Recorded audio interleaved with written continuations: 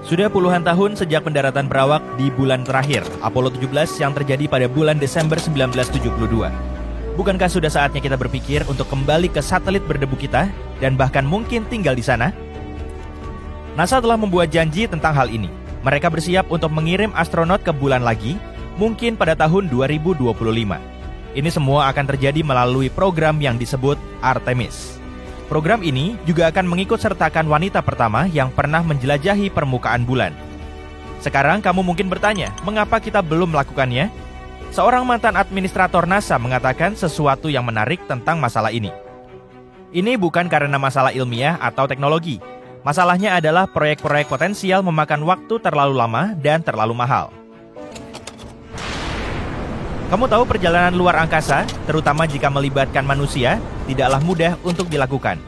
Memang benar dalam beberapa tahun terakhir, NASA memiliki anggaran miliaran dolar. Kedengarannya seperti uang yang cukup banyak kan? Tidak jika kamu melihat daftar tugas mereka. Itu karena mereka harus mempertimbangkan semuanya, mulai dari teleskop dan proyek roket raksasa, hingga misi yang juga menargetkan matahari, Jupiter, Mars, dan lainnya. Jika dilihat seperti ini, NASA harus pandai mengatur anggaran untuk mencapai semua tujuan tersebut. Namun ini bukan hanya karena masalah keuangan. Bulan sendiri cukup bermasalah. Bulan memiliki bahaya nyata yang tidak bisa dianggap enteng. Sebagai permulaan, permukaannya dipenuhi dengan kawah dan batu-batu besar yang tidak mudah untuk didarati. Lalu ada debu bulan atau regolith jika kamu ingin menyebutnya dengan nama ilmiahnya. Debu ini terbentuk selama bertahun-tahun akibat hantaman meteorit. Debu ini sangat keras dan menempel pada segala sesuatu. Debu ini berpotensi merusak pakaian antariksa, kendaraan, dan sistem dengan cepat. Selain itu, berurusan dengan habitat bulan juga tidak mudah. Bulan tidak memiliki atmosfer pelindung. Artinya, selama 14 hari dalam satu waktu, permukaan bulan dihadapkan pada sinar matahari yang keras. Periode tersebut diikuti oleh 2 minggu kegelapan total. Semua perubahan ini menciptakan suhu yang ekstrim yang tidak biasa bagi manusia. Ada solusinya, jangan khawatir. NASA sedang mengembangkan pakaian dan kendaraan antariksa yang tahan debu dan matahari. Mereka bahkan sedang mengembangkan sistem yang dapat memasok listrik selama malam-malam di bulan. Yang lebih menarik lagi dari sistem ini adalah sistem ini juga bisa berguna di Mars begitu kita sampai di sana. NASA juga perlu merekrut orang-orang yang sangat cerdas untuk proyek-proyeknya. Coba pikirkan, usia rata-rata orang yang bekerja untuk mission control untuk Apollo 13 hanya 26 tahun. Dan orang-orang ini telah menjadi bagian dari banyak misi pada saat itu. Artinya, mereka telah memiliki banyak pengalaman sejak usia yang sangat muda. Namun disinilah individu-individu lain juga dapat membantu. Dalam beberapa tahun terakhir, bukan hanya NASA yang telah bekerja tanpa lelah untuk merevolusi perjalanan luar angkasa. Ada banyak orang sukses di luar sana yang memiliki sumber daya yang cukup untuk ikut serta dalam upaya ini. Beberapa di antaranya sedang mengembangkan jenis roket baru yang dapat mendarat di bulan. Secara keseluruhan, NASA mendaratkan 12 orang di satelit kita. Ini jelas merupakan salah satu momen paling mengagumkan dalam sejarahnya, kalau bukan yang terbaik. Dan para astronot itu melakukan hal-hal yang luar biasa di sana. Mereka membawa pulang bebatuan, mengambil foto, melakukan eksperimen sains, dan bahkan meninggalkan bendera. Semua itu merupakan momen penting dalam misi Apollo. Tapi, misi-misi itu tidak dimaksudkan untuk menciptakan tempat yang aman bagi manusia di bulan. Para ilmuwan telah memiliki gagasan tentang stasiun luar angkasa bulan sejak lama. Itu masuk akal. Lagi pula, itu hanya perjalanan 3 hari dari bumi. Artinya, secara teknis kita bisa melakukan sedikit kesalahan di sana-sini tanpa mengacaukan keseluruhan proyek. Ditambah lagi, kita akan belajar banyak sebelum menjelajah lebih jauh ke luar angkasa. Pangkalan di bulan bisa menyediakan bahan bakar untuk misi luar angkasa yang lebih dalam. Kita juga bisa membangun teleskop di sana dan meluncurkannya dengan lebih mudah di luar angkasa. Ini juga dapat membantu kita dalam proyek penting lainnya, mencari cara untuk membuat Mars layak huni. Selain itu, stasiun luar angkasa bulan akan membantu kita mempelajari lebih lanjut tentang asal-usul bulan. Siapa tahu, itu bahkan bisa menghasilkan uang, karena semua wisata bulan yang menyenangkan dan menarik. Bagaimanapun, program bulan Apollo membutuhkan banyak pekerjaan. Sebagai permulaan, mari kita lihat jumlah orang yang terlibat. Sekitar 400.000 orang dari seluruh penjuru Amerika Serikat. Tidak semuanya berjalan dengan sempurna, sulit. Ada dua peristiwa utama yang tidak menguntungkan.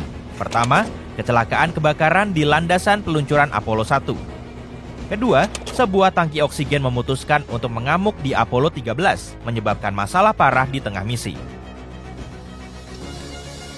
Bagian penting dari proyek ini adalah Saturnus 5. Hingga hari ini, roket ini merupakan roket terkuat yang berhasil diterbangkan dengan ketinggian 36 lantai. Masih sulit membayangkannya? Saat berdiri, roket ini 2 kali lebih tinggi dari air terjun Niagara. Berkat Saturnus 5, NASA berhasil menyelesaikan 13 misi.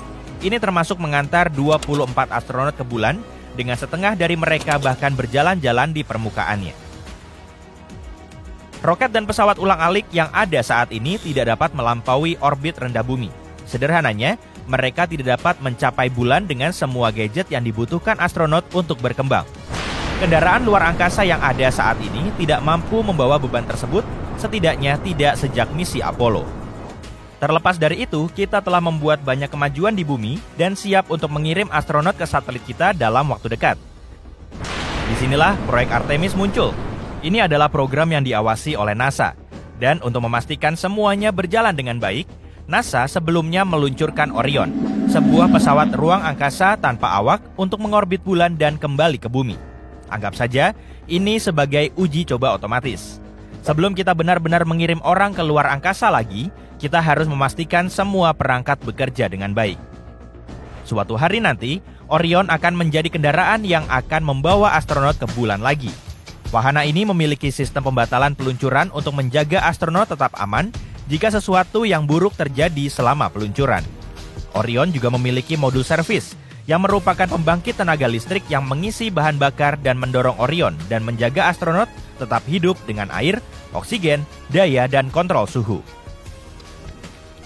Semua proyek masa depan ini membuat kita bertanya-tanya, akan seperti apa kehidupan di bulan nantinya.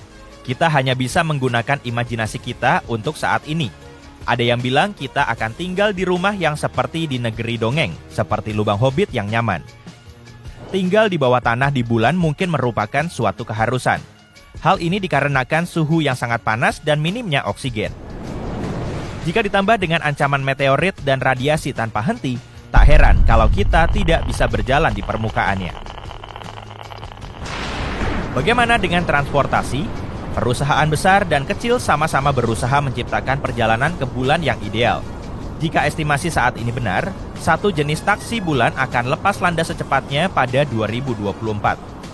Tidak seperti roket yang ada saat ini, taksi luar angkasa ini tidak perlu berurusan dengan kondisi yang sulit saat memasuki atmosfer bumi. Akan lebih mudah bagi mereka untuk melakukan beberapa kali perjalanan pulang pergi.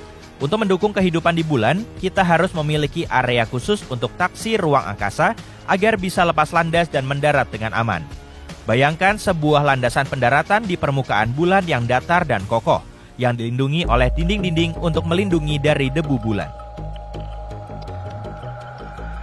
Bergerak di permukaan bulan juga akan menjadi lebih mudah. Kendaraan generasi berikutnya yang sedang kita bicarakan akan memiliki lingkungan yang dapat dikontrol. Artinya, kamu tidak memerlukan pakaian luar angkasa saat berada di dalamnya. Jika kamu ingin keluar dari kendaraan luar angkasa untuk sementara waktu, tentu saja kamu harus mengenakan pakaian luar angkasa.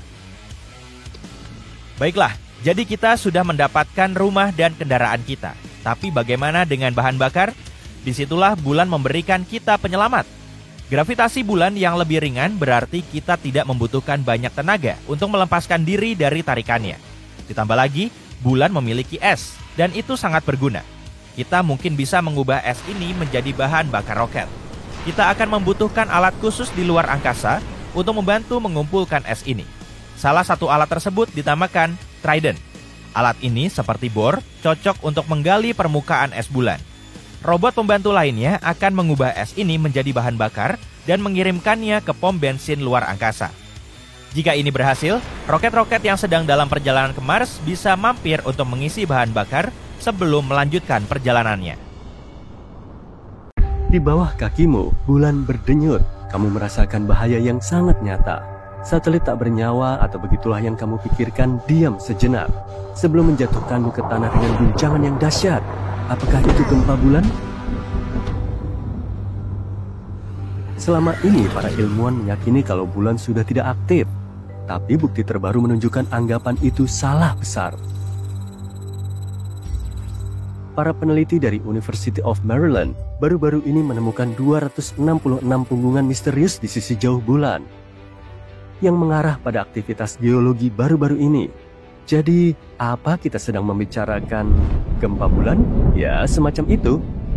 Punggungan ini terletak di area vulkanik yang terbentuk 3,2 hingga 3,6 miliar tahun lalu, tapi tampak jauh lebih muda dari yang diperkirakan. Biasanya ditemukan dalam kelompok yang terdiri dari 10 hingga 40, dan seringkali berada di area di mana struktur permukaan bulan lebih lemah. Nah, ketika astronom mengatakan baru-baru ini, jangan diartikan secara harfiah. Yang dimaksud bukan tahun lalu atau bahkan 1 dekade terakhir.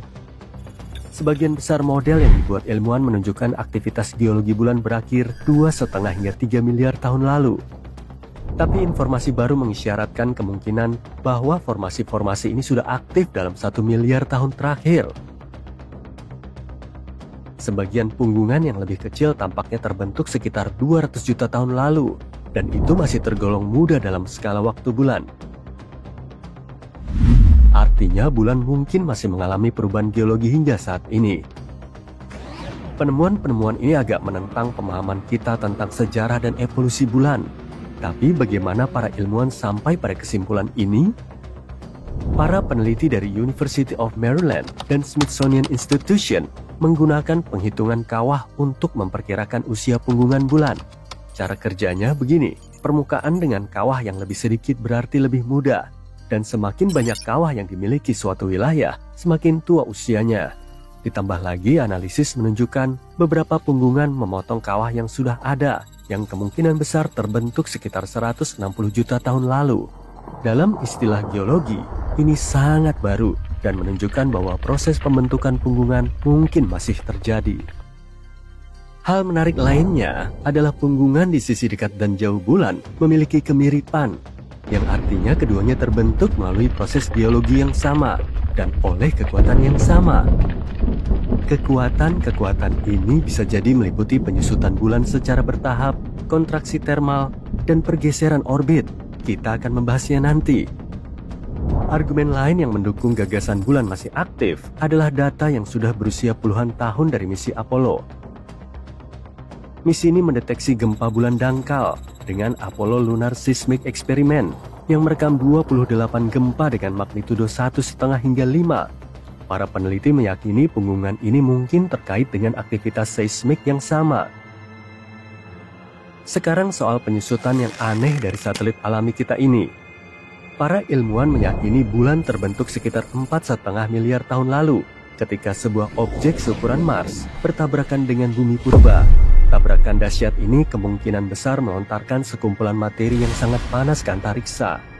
Akhirnya, materi-materi itu menyatu dan membentuk bulan. Pada masa-masa awal pembentukannya, bulan hanyalah sebuah dunia cair yang berguncang akibat aktivitas vulkanik dan seismik yang hebat. Jadi bulan dulunya adalah cairan yang melayang-layang di angkasa. Lalu, kapan ia benar-benar mengeras? Para ilmuwan akhirnya menemukan jawabannya. 4,43 miliar tahun lalu. Ini merupakan titik balik yang sangat penting, tidak hanya bagi bulan, tapi juga bumi. Tabrakan raksasa yang membentuk bulan mungkin juga merupakan hantaman terakhir yang membuat bumi cukup stabil untuk menyokong kehidupan. Miliaran tahun pun berlalu, bulan perlahan mendingin dan mengerut. Dan sekarang, lihatlah bola berbatu yang menerangi malam-malam kita. Tapi bulan belum sepenuhnya mengeras. Ia masih terus mendingin. Pendinginan inti bulan yang berlangsung perlahan ini bisa jadi salah satu alasan kenapa bulan masih terus aktif. Saat mendingin, bagian inti bulan menyusut yang menyebabkan retakan dan pergeseran pada kerak bulan. Salah satu tanda paling jelas dari kontraksi ini ditemukan di Maria Bulan. Lihat bercak-bercak besar dan gelap di bulan ini, itulah yang disebut Maria. Area yang terbentuk ketika lava mengisi kawah tumbukan asteroid purba dan mengeras. Kemudian seiring waktu, kerak yang mendingin dan mengerut menciptakan punggungan-punggungan kerut. Faktor lain dari aktivitas geologi yang sedang berlangsung adalah interaksi gravitasi bulan dengan bumi. Interaksi yang kuat dan tanpa henti ini kemungkinan besar menciptakan tekanan permukaan dan memicu pergerakan tektonik. Ini memang menarik, tapi apakah aktivitas di bulan ini berpengaruh pada manusia? Bisa dikatakan iya. Bulan telah lama dipandang sebagai tempat yang stabil untuk dijadikan pangkalan dan ekstraksi sumber daya di masa depan. Tapi penemuan aktivitas geologi yang masih berlangsung ini cukup mengkhawatirkan. Jika permukaannya masih terus bergeser, pemukiman, infrastruktur, dan operasi pertambangan di masa depan bisa menghadapi risiko serius. Itulah sebabnya saat ini kita membutuhkan seismometer dan radar penembus tanah untuk lebih memahami pergerakan ini. Hal ini akan memungkinkan kita untuk menilai potensi bahaya sebelum misi jangka panjang dimulai. Ngomong-ngomong, ada potensi masalah lain yang mungkin harus dihadapi dalam misi ke bulan di masa depan, yaitu debu bulan alias regolith. Para astronot Apollo dengan cepat mengetahui bahwa debu yang tajam dan lengket ini bisa menyebar kemana-mana dan merusak pakaian, peralatan, dan bahkan mengganggu kesehatan. Sebuah studi baru dari para insinyur Texas A&M menemukan masalah lain. Ketika roket mendarat atau lepas landas, regolith terlontar yang bisa menyebabkan tabrakan terutama dengan banyak wahana antariksa yang membawa kru dan kargo ke bulan. Regolith bulan memiliki berbagai ukuran, dari partikel debu yang sangat kecil hingga batu yang sangat besar. Bahan utama debu bulan adalah mineral silikat halus, berukuran sekitar 70 mikron, seukuran rambut manusia. Mineral-mineral ini terbentuk selama miliaran tahun ketika meteor dan asteroid menabrak permukaan bulan dan menggiling sebagian besar debu bulan menjadi bubuk. Tidak seperti bumi, bulan hampir tidak memiliki atmosfer. Lapisannya sangat tipis, sehingga tidak ada angin atau air yang bisa menghaluskan debu. Selain itu, paparan angin matahari yang terus-menerus menyalurkan muatan elektrostatis pada regolith, membuatnya menempel pada apapun yang disentuhnya. Para astronot Apollo dengan cepat mengetahui hal ini. Debu bulan menempel pada pakaian mereka, terlacak di dalam pendaratan mereka, dan menempel pada segala sesuatunya. Lebih buruk lagi, debu ini membahayakan kesehatan, menyebabkan iritasi mata dan masalah pernapasan di dalam wahana antariksa. Tapi sepertinya ini juga menjadi masalah bagi kita di masa depan. Masalah yang jauh lebih penting adalah menemukan air untuk mendukung misi di masa depan, dan Tiongkok akan mengurusnya. Tiongkok sedang bersiap menjalankan misi besar untuk mencari es tersembunyi di bulan. Sebagai bagian dari misi Chang'e 7 pada tahun 2026, sebuah robot terbang akan menjelajahi kawah-kawah di kutub selatan bulan, tempat es mungkin terperangkap. Jika berhasil menemukannya, ini bisa menjadi terobosan besar untuk misi-misi ke bulan di masa depan. Para astronot akan memiliki sumber air dan bahkan bahan bakar untuk perjalanan luar angkasa. Misi ini merupakan langkah penting dalam rencana Tiongkok untuk mendaratkan astronot di bulan dalam 5 tahun ke depan. Meskipun tanda-tanda keberadaan air sudah ditemukan seperti dalam sampel tanah dari wahana Chang'e 5 dan pengamatan oleh NASA dan wahana antariksa India, para ilmuwan percaya endapan es yang dalam adalah kunci untuk mendukung misi masa depan. Kutub selatan bulan memiliki beberapa kawah yang sangat dalam, dan para ahli menduga es mungkin tersembunyi di dalamnya. Robot terbang ini akan coba menjelajahi satu atau beberapa kawah tersebut setelah mendarat. Jika berhasil menemukan es, misi jangka panjang ke bulan akan menjadi lebih murah dan praktis, sehingga bisa membantu para astronot untuk tinggal dan bekerja di bulan. Sebagian ilmuwan juga berpendapat kalau penemuan ini bisa memberi kita petunjuk tentang kehidupan di luar bumi. Bagaimanapun, baik kita menemukan air di bulan dan belajar menghadapi debu yang mengganggu itu maupun tidak, penemuan punggungan bulan yang masih muda ini merupakan terobosan besar. Jika bulan masih aktif secara geologis, artinya kita masih belum tahu banyak tentang tetangga terdekat kita ini. Apalagi yang masih disembunyikan bulan? Apakah kita siap menerima gagasan bahwa satelit yang tak bernyawa ini mungkin lebih dinamis dari yang kita bayangkan? Misi-misi di masa depan yang mungkin tidak seaman yang kita yakini sebelumnya mungkin akan menunjukkannya. Oke, aku resmi menyerah pada harapan bahwa bulan terbuat dari keju. Wow, bahkan kuda juga bukan. Bulan bulat yang mengilap atau pisang yang melengkung atau separuh koin tergantung pada fase yang sedang dilaluinya memiliki lapisan-lapisan berbeda di dalamnya. Sama seperti bumi, salah satu lapisan ini disebut inti dalam. Sekitar 20 tahun lalu, para ilmuwan mengamati bagaimana bulan berotasi. Dari data tersebut, mereka menyimpulkan bahwa bulan memiliki inti luar yang cair. Tapi, inti dalamnya sulit untuk dipelajari. Jadi, mereka tidak tahu apakah lapisan itu padat seperti batu atau lumer seperti cairan panas. Tapi sekarang, semua sudah lebih jelas. Para astronom telah mengumpulkan data dari berbagai misi, termasuk misi Apollo, di mana para astronot pergi ke bulan dan mengumpulkan informasi secara langsung. Selain itu, mereka juga menggunakan teknik khusus yang disebut data seismik. Metode ini mempelajari bagaimana gelombang suara bergerak melewati benda-benda. Contohnya gempa bumi di bumi. Ketika gempa bumi terjadi, tercipta gelombang yang merambat di dalam tanah. Para ilmuwan dapat mendeteksi dan menganalisis gelombang ini untuk mempelajari interior bumi. Ide yang sama juga bisa diterapkan pada objek-objek lain di tata surya, seperti planet-planet atau dalam hal ini, bulan. Ketika terjadi gempa bulan, terciptalah gelombang suara. Dengan mendengarkan dan mempelajari gelombang-gelombang ini secara saksama, para ilmuwan bisa membuat peta yang detail dari bagian dalam objek tersebut. Mereka bisa mengetahui hal-hal seperti lapisan-lapisan yang berbeda, material penyusunnya, dan susunannya. Untuk memeriksa bagian dalam bulan, para ilmuwan juga menggunakan metode yang disebut laser ranging. Metode ini mengukur jarak antara permukaan bumi dan bulan dengan sangat presisi. Dan tada, inti dalam satelit alami kita ini berupa bola padat yang terbentuk dari besi, sama seperti inti bumi. Diameternya sekitar 500 km atau hampir 15% ukuran bulan. Para peneliti juga menemukan bukti yang mendukung teori bahwa lapisan di antara permukaan dan inti bulan yang disebut mantel bergerak-gerak ketika bulan berevolusi seiring waktu. Pergerakan ini disebut pembalikan mantel bulan, dan ini bisa menjelaskan kenapa ditemukan unsur-unsur yang kaya akan besi di permukaan bulan. Material mantel terbawa ke atas, sementara batuan vulkanik tetap berada di kerak bulan. Sebagian material di batuan ini terlalu padat, sehingga akhirnya tenggelam kembali ke dalam materi kerak yang lebih ringan, hingga ke batas inti mantel.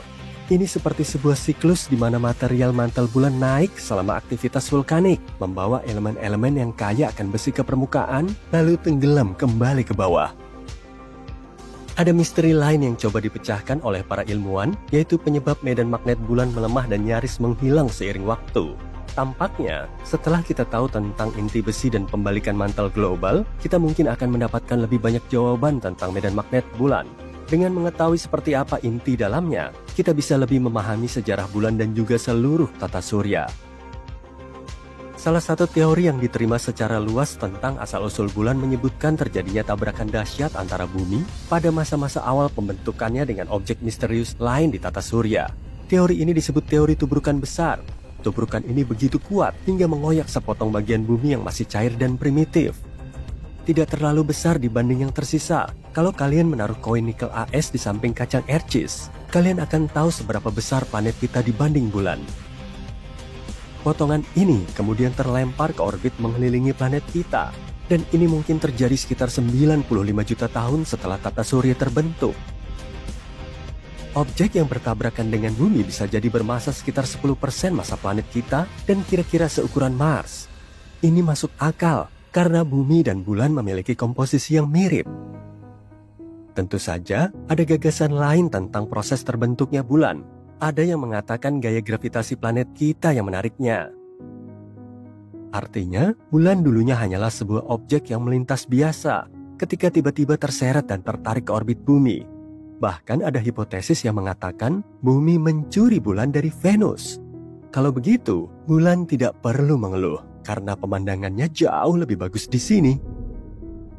Jadi ya, bulan dan bumi memang mirip dalam hal batuan dan mineral, tapi bulan tidak memiliki atmosfer yang sama seperti bumi. Atmosfernya tipis dan terdiri dari gas-gas aneh seperti kalium dan natrium yang tidak ditemukan di atmosfer Mars, Venus maupun bumi. Dan bebatuan di bulan tidak mengandung air, tapi bukan berarti tidak ada air sama sekali di sana. Dulu, pada abad ke-17, para astronom melihat bintik-bintik gelap yang besar di permukaan bulan. Salah satu astronom berpikir bintik-bintik itu tampak seperti lautan, sehingga ia menamainya Maria, yang berarti lautan dalam bahasa Latin. Para astronom lain juga membuat peta bulan, dan mereka menggunakan istilah Maria untuk menggambarkan bintik-bintik gelap tersebut. Sebagai contoh, Mare Tranquillitatis diterjemahkan menjadi Laut Ketentraman, yang merupakan tempat pendaratan Apollo 11. Tapi tampaknya bintik-bintik gelap itu bukanlah lautan. Itu adalah dataran yang terbentuk dari lava yang mengeras di masa lalu. Letusan-letusan gunung berapi meninggalkan area yang halus dan datar yang disebut dataran basal. Pada akhir tahun 1800-an, seorang pengamat langit mempelajari bulan dan mendapati bulan tidak memiliki atmosfer. Tanpa atmosfer, tidak ada awan dan udara yang bisa mencegah air menguap. Jadi para ilmuwan menduga air yang ada di bulan akan langsung lenyap begitu saja. Mereka yakin bulan benar-benar kering.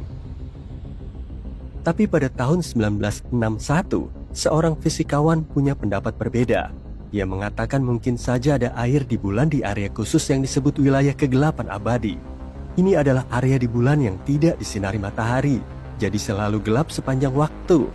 Karena itu, air dalam wujud es bisa saja ada di area gelap ini karena di sana sangat dingin dan es tidak akan menguap. Tapi, saat para astronot dari misi Apollo pergi ke bulan, mereka membawa pulang sampel tanah dan para ilmuwan tidak menemukan tanda-tanda air di dalamnya. Jadi, semua orang kembali berpikir bahwa bulan sepenuhnya kering. Pada tahun 90-an, NASA fokus pada kawah-kawah kegelapan dan menemukan hidrogen dengan konsentrasi tinggi yang berarti ada es di kutub-kutub bulan. Mereka masih belum yakin, jadi mereka terus menggali dan setelah beberapa waktu menemukan hidrogen yang terperangkap di dalam butiran-butiran kecil kaca vulkanik. Saat ini tidak ada gunung berapi aktif di bulan, artinya air mungkin ada di bulan saat gunung-gunung berapi itu meletus dahulu kala. Ditambah lagi, mungkin ada lebih banyak air di masa-masa awal bulan. Pada tahun 2020, misi Sofia NASA menunjukkan apa yang sudah lama kita cari-cari, bahwa memang ada air di bulan.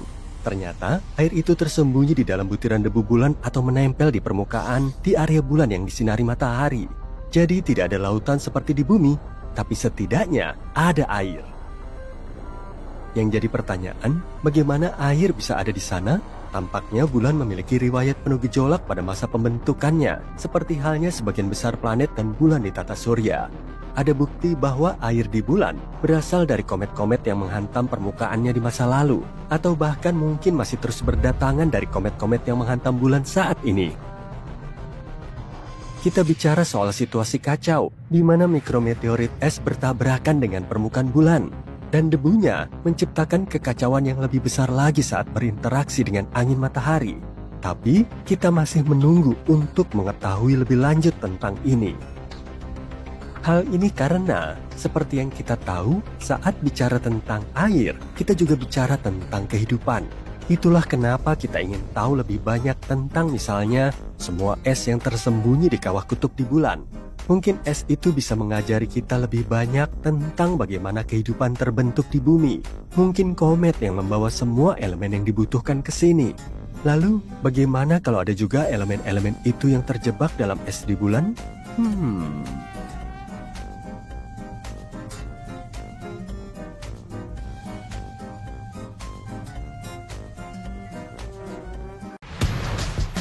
Pada tahun 2025, manusia akan memiliki kesempatan unik melakukan perjalanan ke bulan. Sejauh ini hanya 12 orang yang pernah berjalan di satelit alami bumi itu, tapi sebuah perusahaan swasta menawarkan kesempatan kepada para turis untuk mengubahnya. Jika kamu kaya raya, kamu bisa membayar $750 juta untuk menghabiskan beberapa hari menjelajahi bulan dan melihat bumi dari kejauhan. Kamu bahkan bisa ikut serta dalam eksperimen ilmiah yang unik.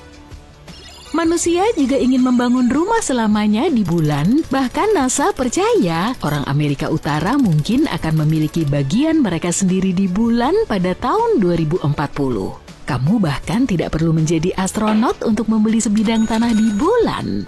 Tentu saja para miliarder sudah membuat rencana. Ide pertama mereka adalah mengeksploitasi sumber daya alam.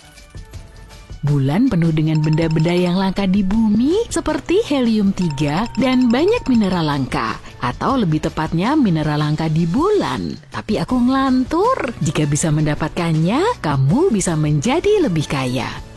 Pertama, helium-3. Helium-3 sangat bagus untuk energi nuklir yang bersih, tapi sangat langka di bumi karena ia lepas keluar angkasa. Tapi bulan memiliki banyak sekali helium-3, cukup untuk memberi daya pada bumi selama 1000 tahun. Mineral bumi yang jarang sebenarnya tidak langka di bumi, tapi sulit ditambang karena bereaksi dengan oksigen. Di bulan tidak ada oksigen, jadi kita bisa dengan mudah mendapatkan banyak mineral ini untuk membuat teknologi yang lebih baik seperti elektronik dan baterai. Para ilmuwan sangat senang dengan hal ini. Untuk pertama kalinya mereka punya kesempatan untuk menjelajahi 4,5 miliar tahun sejarah antariksa karena tanah bulan tetap sama selama miliaran tahun. Dengan mempelajari batuannya, kita bisa menguak banyak rahasia tentang asal-usul alam semesta. Tapi jika para miliarder menambang bulan dan menghancurkan batuan-batuan itu, semua pengetahuan itu bisa hilang selamanya. Masalah lain dalam menjelajahi bulan adalah ukurannya. Bulan memang besar, tapi tempat terbaik yang memiliki air dan sinar matahari terbatas. Sebagian besar permukaan bulan berbahaya karena gempa, radiasi, dan meteorit. Artinya turis, ilmuwan, dan perusahaan pertambangan akan saling sikut di 3 wilayah kecil. Wilayah pertama disebut puncak cahaya abadi karena selalu ada cahaya matahari di sana, menjadikannya sumber energi yang bagus untuk teleskop dan koloni manusia. Tempat kedua adalah sisi jauh bulan. Di sini sinyal radio dari bumi tidak begitu kuat. Di sana tidak hanya damai dan tenang, tapi juga tempat yang tepat untuk memasang teleskop dan mempelajari alam semesta. Tempat ketiga disebut lubang kegelapan abadi, tempat orang-orang menyebalkan di media sosial pergi berlibur. Tidak, itu karena tidak ada sinar matahari yang mencapai daerah itu. Tempat ini lebih baik lagi bagi para ilmuwan karena mereka bisa menggunakan alat astronomi khusus untuk mempelajari bagian terjauh dari alam semesta.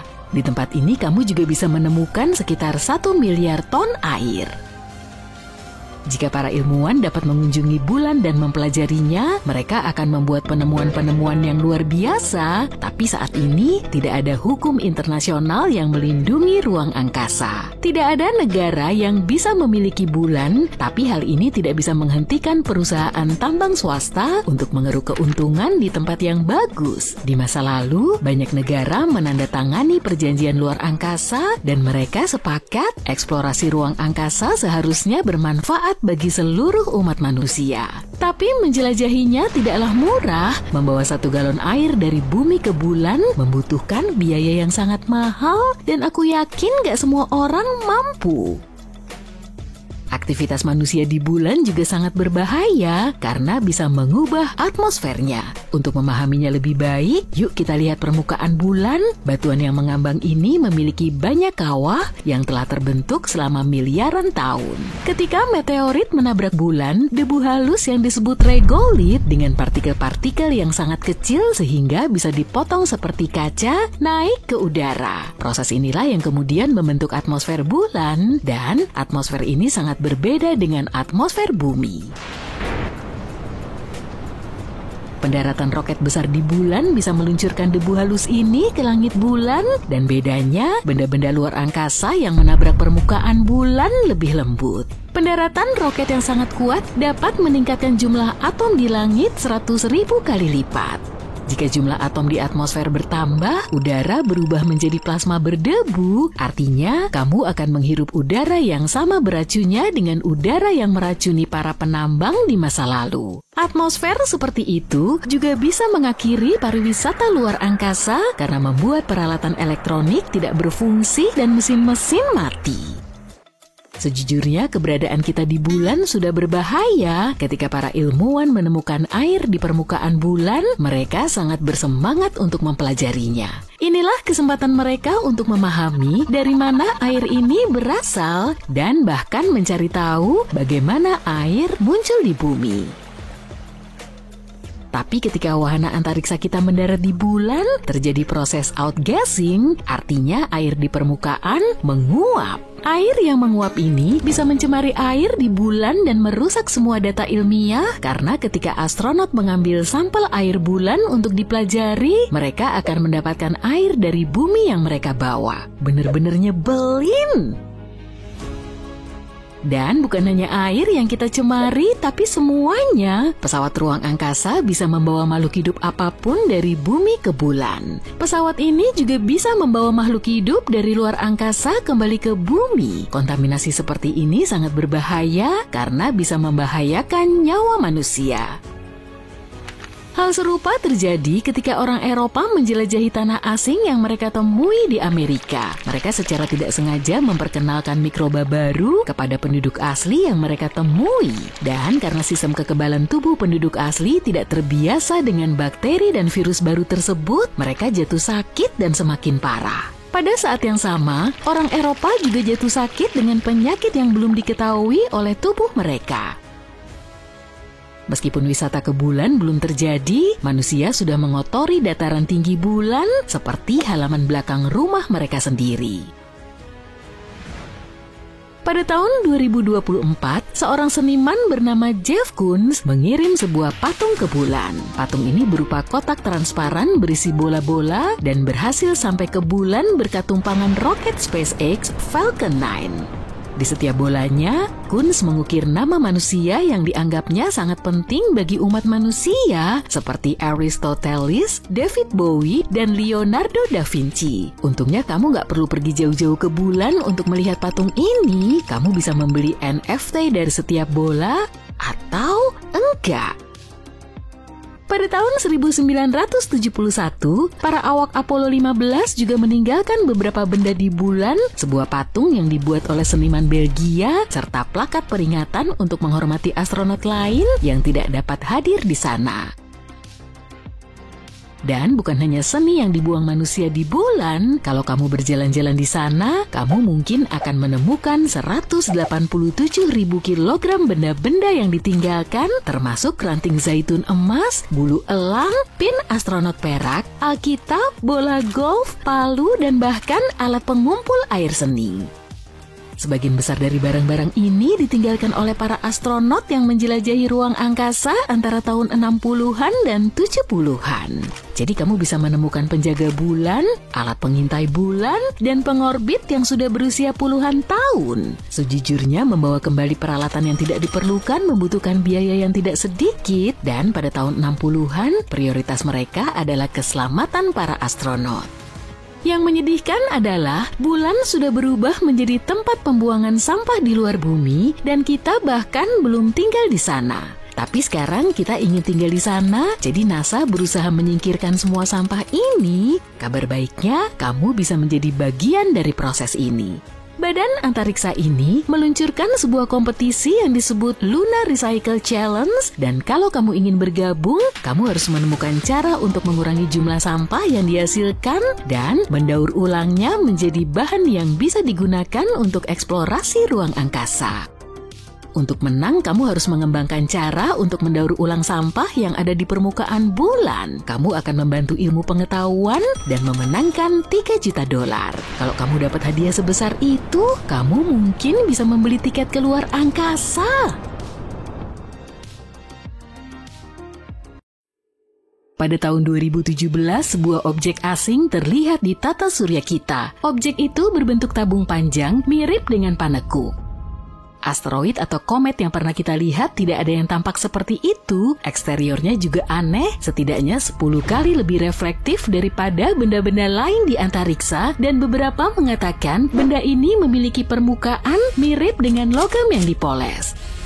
Ketika melewati matahari dan meninggalkan jangkauan kita, benda itu berakselerasi lebih cepat dari yang bisa dijelaskan oleh gravitasi kita. Sekilas benda ini seperti memiliki roket di punggungnya. Tamu tidak biasa ini bahkan memiliki nama khusus, yaitu Oumuamua. Nama ini berasal dari bahasa Hawaii yang berarti pengintai atau pengunjung dari negeri yang jauh. Dan karena karakteristiknya, para ilmuwan mulai bertanya-tanya apakah ini adalah kunjungan dari makhluk planet lain.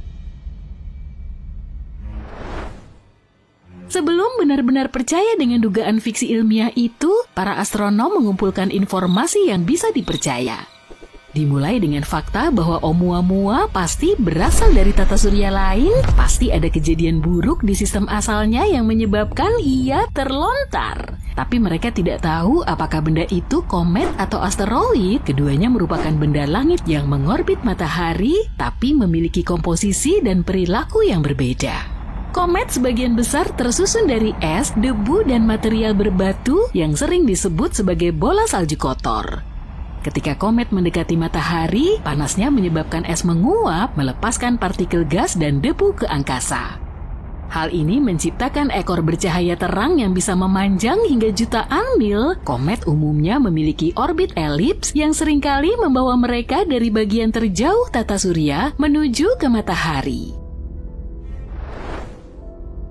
Asteroid sebagian besar tersusun dari batu dan logam. Di tata surya kita, asteroid merupakan sisa-sisa pembentukan awal tata surya dan biasanya ditemukan di sabuk asteroid antara Mars dan Jupiter.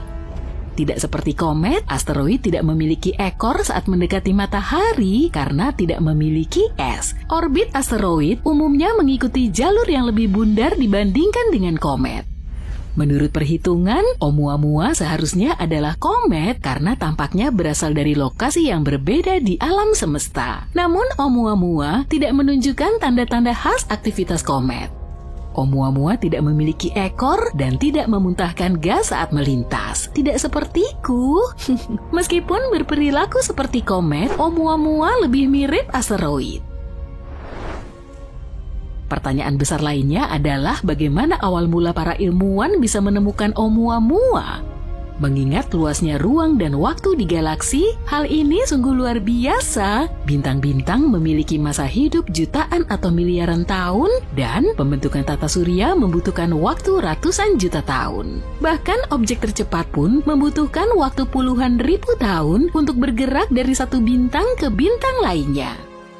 Sebaliknya, manusia baru mengamati langit dengan teleskop selama sekitar 400 tahun, hanya sepenggal kecil dari waktu kosmik.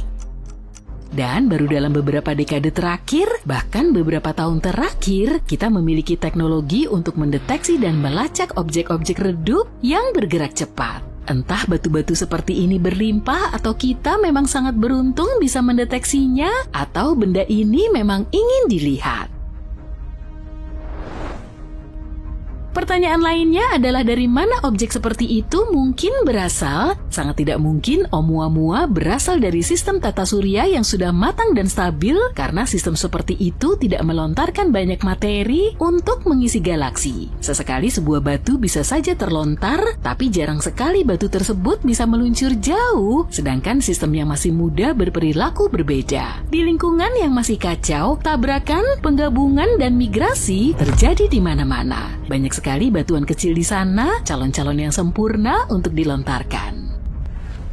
Tata surya yang melontarkan Oumuamua pasti memiliki planet yang mirip dengan Jupiter. Ukuran dan gravitasinya yang masif bisa mempengaruhi objek-objek lain dalam sistem sehingga berpotensi untuk terlontar. Tapi tidak semua sistem keplanetan memiliki planet seukuran Jupiter. Seringkali planet-planet masif berada dekat dengan bintang induknya dan menjadi versi Jupiter yang lebih panas. Planet-planet seperti ini yang mengitari matahari dengan nyaman, kecil kemungkinannya untuk melontarkan serpihan. Planet-planet mirip Neptunus mungkin juga berperan. Meskipun tidak semasif Jupiter, mereka cenderung menyebut daerah terluar tata surya sebagai rumah mereka. Tata surya kita memiliki sabuk Kuiper, tempat penampungan komet di bagian terluarnya. Pada masa awal pembentukan tata surya, interaksi antara planet mirip Neptunus dan puing-puingnya umum terjadi. Akan tetapi menemukan planet serupa Neptunus di tata surya lain merupakan tantangan tersendiri. Metode yang digunakan untuk mendeteksi eksoplanet bekerja lebih baik pada objek masif yang dekat dengan bintang induknya, sehingga sulit untuk menemukan planet serupa Neptunus di tempat yang lebih jauh. Oumuamua juga dikaitkan dengan teori aneh tentang bagaimana kehidupan muncul di alam semesta, yaitu teori panspermia. Ini adalah hipotesis yang menyatakan bahwa kehidupan ada di seluruh alam semesta dan dapat didistribusikan di antara planet-planet dengan berbagai cara seperti asteroid, komet, atau bahkan pesawat antariksa. Hipotesis ini menyatakan bahwa kehidupan pasti berasal dari satu lokasi di alam semesta dan kemudian menyebar ke benda-benda langit lainnya. Para pendukung teori panspermia berpendapat kalau objek antar bintang seperti itu berpotensi membawa mikroba kecil yang merupakan bahan penyusun kehidupan di antara sistem-sistem bintang. Jika benda-benda seperti itu menabrak planet atau bulan, mereka bisa memindahkan materi-materi tersebut dan menyemai kehidupan di benda langit itu. Untuk saat ini belum ada bukti yang mendukung gagasan bahwa komet ini secara khusus membawa kehidupan antar sistem bintang. Setelah penelitian bertahun-tahun, konsensus umum yang didapat adalah bahwa Oumuamua memang sebuah komet. Alasan komet ini bergerak secara aneh adalah karena mungkin ada hidrogen beku di permukaannya yang bereaksi ketika terkena sinar matahari. Semakin dekat ke matahari, semakin cepat dia bergerak melepaskan hidrogen itu dan mengubah jalurnya di tata surya. Warnanya juga mendukung teori ini, warnanya merah yang mungkin berarti dia telah terpapar sinar kosmik untuk waktu yang lama. Semakin lama terpapar oleh sinar-sinar itu, maka semakin banyak hidrogen yang dikumpulkannya. Tapi karena belum sepenuhnya yakin, para astronom punya rencana untuk mengikuti si pengunjung ini. Salah satu idenya adalah mengirim misi untuk memeriksanya. Komet ini sudah jauh dari kita, tapi mungkin belum terlambat. Kita mungkin bisa mengirimkan wahana yang cukup cepat untuk mengejar komet tersebut. Rencana ini dinamai Proyek Lyra dan bertujuan untuk menggunakan orbit Bumi dan Jupiter untuk melontarkan wahana cukup jauh untuk mencapai Oumuamua. Jika berhasil, ini akan menjadi wahana antariksa tercepat yang pernah dikirim ke luar angkasa. Salah satu potensi lintasan wahana antariksa ini adalah memanfaatkan tarikan gravitasi planet kita dan Jupiter sebagai efek lasso. Tapi bukan Ted Lasso ya. Wahana ini akan meninggalkan planet kita dan masuk kembali ke orbit Bumi sebelum akhirnya dilontarkan untuk mendekati tarikan Jupiter. Wahana ini akan dikirim kembali ke dekat planet kita untuk kedua kalinya dan dilontarkan dengan kekuatan yang cukup untuk mencapai komet.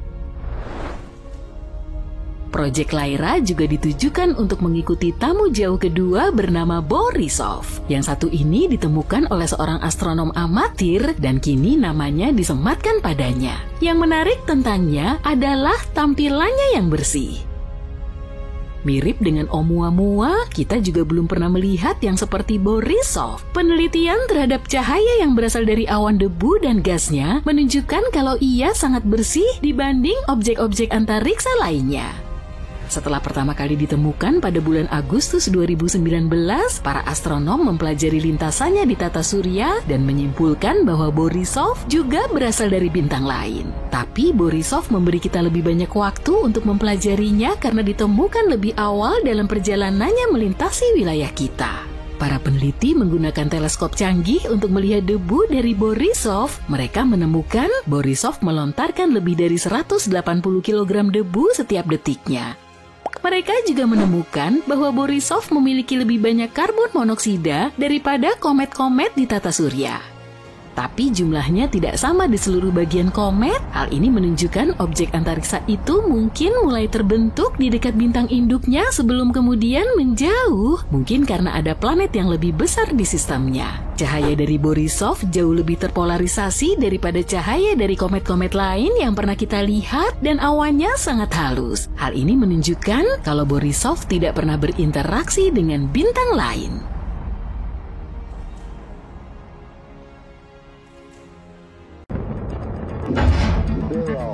And we have liftoff of Mars Mobile Surveyor as America begins its journey back to the Red Planet. Ada sebuah struktur aneh di Mars, bentuknya segi empat. Segi empat ini nyaris sama sisi, sendirian di hamparan gurun merah. Struktur ini terlihat terlalu sempurna, terlalu presisi untuk sesuatu yang alami. Alam sifatnya tak beraturan dan jarang sekali ada sesuatu yang terlihat begitu disengaja. Gambar ini tersebar di internet dan tentunya membuat gempar. Gambar ini pun menjadi viral di media sosial dan memicu banyak sekali teori konspirasi. Beberapa orang yakin bahwa itu adalah bukti makhluk cerdas pernah menginjak kaki di Mars. Baiklah, mari kita selami dan cari tahu. Citra itu asli, dan segi empat itu sudah ada sangat lama. Kamera Mars Orbiter milik NASA memotretnya pada tahun 2001, menangkap sepotong kecil permukaan Mars, dan di sanalah terdapat segi empat itu. Apakah itu bukti adanya makhluk cerdas? Saat ini Mars adalah planet yang kosong, gurun berwarna karat. Tapi dahulu kala, Mars mungkin merupakan planet yang berbeda, penuh dengan sungai yang mengalir deras, samudera yang luas, dan awan tebal di angkasa. Di dunia seperti itu, kehidupan, jika memang pernah ada, bisa saja mulai muncul, dan ada kemungkinan itu pernah terjadi. Para ilmuwan menduga kehidupan bisa saja ada di Mars selama periode singkat, yaitu sekitar 4,1 hingga 3 miliar tahun lalu. Kehidupan itu bisa saja dimulai pada era awal sejarah Mars yang disebut periode Noachium dan berlangsung hingga akhir periode Hesperium. Sementara itu di bumi, lautan pertama baru terbentuk. Kehidupan di planet kita baru saja dimulai dalam bentuk bakteri-bakteri kecil di ventilasi hidrotermal laut dalam. Ketika Mars sudah sepenuhnya basah, di bumi belum ada tumbuhan atau hewan, hanya kehidupan mikroskopis yang berusaha bertahan hidup. Oke, Mars memimpin dalam awal munculnya kehidupan. Atmosfernya jauh lebih tebal, hingga bisa memerangkap cukup panas untuk menjaga air tetap cair. Jaringan lembah, jejak-jejak besar di lanskap merah menunjukkan kisah luar biasa tentang curah hujan, sungai, dan danau. Asteroid-asteroid besar masih menghantam Mars saat itu, dan mungkin saja membawa molekul-molekul organik. Tapi kalau itu benar, lalu apa yang terjadi dan kemana perginya kehidupan? Sebuah penelitian terbaru dari NASA menunjukkan jawabannya lebih rumit dari yang kita duga. Para astronom meyakini sesuatu yang drastis terjadi di Mars secara tiba-tiba. Iklimnya yang nyaman lenyap dalam sekejap. Atmosfernya menipis. Tanpa medan magnet yang kuat seperti di bumi yang melindunginya, radiasi matahari mengikis habis atmosfer Mars sehingga menjadi dingin dan kering. Lautan menguap begitu saja. Sebagian airnya terlepas ke angkasa, sementara sisanya membeku di bawah tanah atau terkunci di tudung es kutub. Saat ini yang tersisa hanyalah kenangan, kanal kering, dan endapan mineral asin. Tapi tampaknya transisi ini nggak terjadi tiba-tiba. Prosesnya lambat dan bertahap. Mars berubah dari basah dan hangat menjadi dingin dan kering selama jutaan tahun. Bahkan, Mars masih memiliki lautan bahkan setelah suhunya turun sampai titik beku. Sebagian wilayah Mars, khususnya dataran rendah di bagian utara, mungkin masih basah selama berabad-abad. Bukankah seharusnya air membeku saat suhu di bawah 0 derajat Celcius? Ya, tentu. Tapi ada banyak alasan kenapa keajaiban ini terjadi, seperti atmosfer Mars yang tebal dan air hangat yang mengalir melalui arus. Dan selama waktu yang disebutkan tadi, dari zaman Noachium hingga akhir zaman Hesperium, kehidupan bisa saja menemukan jalan. Mikroba di bumi tumbuh subur di beberapa tempat paling keras, di bawah es Antartika, di lubang laut dalam, di danau vulkanik beracun. Kehidupan gak peduli. Jadi masa-masa ini dalam sejarah Mars pasti masa yang menakjubkan. Tapi jangan salah, Mars gak pernah benar-benar nyaman, bahkan pada masa-masa nyamannya. Mars gak serimbun dan sehijau yang kita bayangkan.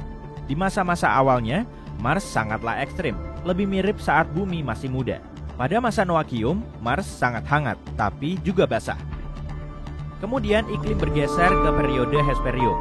Lautan membentang di dataran rendah utara, suhu turun dan salju menumpuk tinggi, membentuk gletser besar di selatan, mengubah planet ini menjadi dunia es. Menemukan kehidupan mikroskopis pada masa itu mungkin saja bisa, tapi peradaban cerdas kemungkinannya kecil. Segi empat yang viral itu belum menjadi bukti adanya kehidupan cerdas, dan inilah alasannya. Pertama, orang-orang gempar karena alam gak mungkin membuat garis lurus. Tapi itu gak sepenuhnya benar. Itu biasa ditemukan di alam. Sebagai contoh, di bumi ada Giant's Causeway di Irlandia Utara yang penuh kolom basal heksagonal yang indah. Ini terbentuk alami dari aktivitas gunung berapi. Ada juga Menara Setan di Wyoming. Masih ingat dengan film Close Encounters di tahun 80-an? Itu adalah formasi batuan simetris yang terbentuk karena erosi. Tapi kalau dilihat dari luar angkasa, semua ini akan terlihat seperti buatan. Jadi apa sebenarnya segi empat ini? Mungkin saja pola rekahan pada batuan atau permukaan yang terpecah-pecah di sepanjang garis lurus akibat tekanan. Hal ini sering terjadi di bumi saat batuan mengembang dan menyusut seiring waktu. Dan di Mars, permukaannya terus-menerus dihantam meteor, angin, dan perubahan suhu yang ekstrim. Gak heran kalau batuan bisa stres. Apa yang terjadi di sini termasuk kasus pareidolia. Ini kegiatan favorit otak kita, menemukan pola dalam sesuatu yang acak. Kita berevolusi seperti ini. Jadi, terkadang kita memandang objek alam dan melihat hal-hal yang gak masuk akal. Wajah di pohon, hewan di awan, beragam bentuk, dan sebagainya. Selain itu, NASA sudah memotret Mars selama beberapa dekade. Ada foto-foto kawah, gunung, lembah, dasar sungai beresolusi tinggi, semuanya. Bukankah peradaban kuno akan meninggalkan sesuatu yang lebih baik daripada batu berbentuk segi empat? Meski semua terkikis seiring waktu, seharusnya ada lebih banyak tanda seperti jalan, fondasi, artefak, reruntuhan, atau apa saja. Oke, sejujurnya memang ada sesuatu. Segi empat itu bukan pertama kalinya Mars mempermainkan kita. Selama bertahun-tahun, kita sudah melihat mulai dari terowongan sampai pahatan wajah, bahkan Bigfoot. Atau pintu ini, misalnya, lubang persegi panjang yang terpotong sempurna.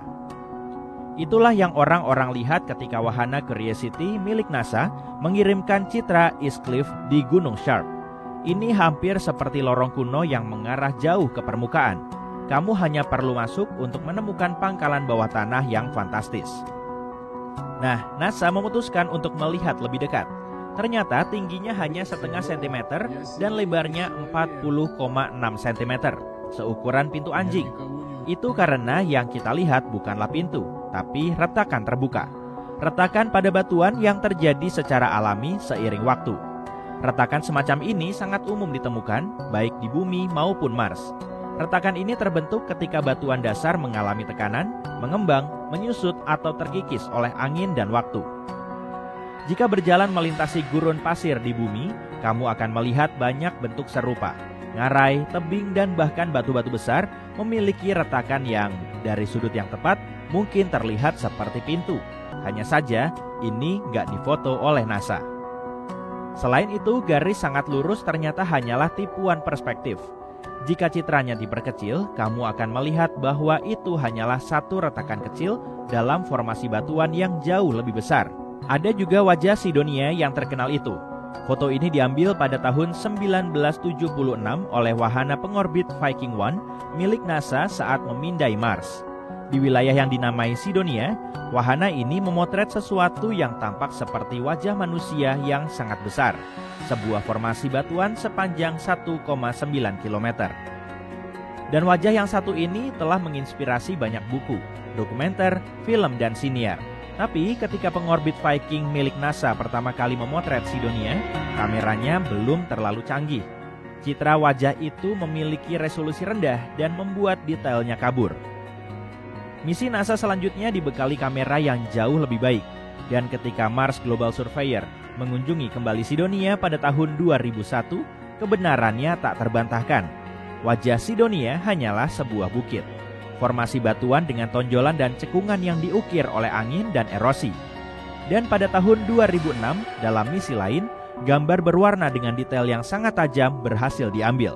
Gak ada jejak wajah yang tersisa di sana. Itu trik pareidolia lainnya. Mars masih menyimpan banyak rahasia yang belum terungkap. Tapi rahasia-rahasia itu berkaitan dengan sejarahnya yang menarik, bukan peradaban kuno rahasia. Kesimpulannya, jangan percaya semua yang kamu lihat di dunia maya. Terkadang sebuah batu misterius hanyalah batu biasa.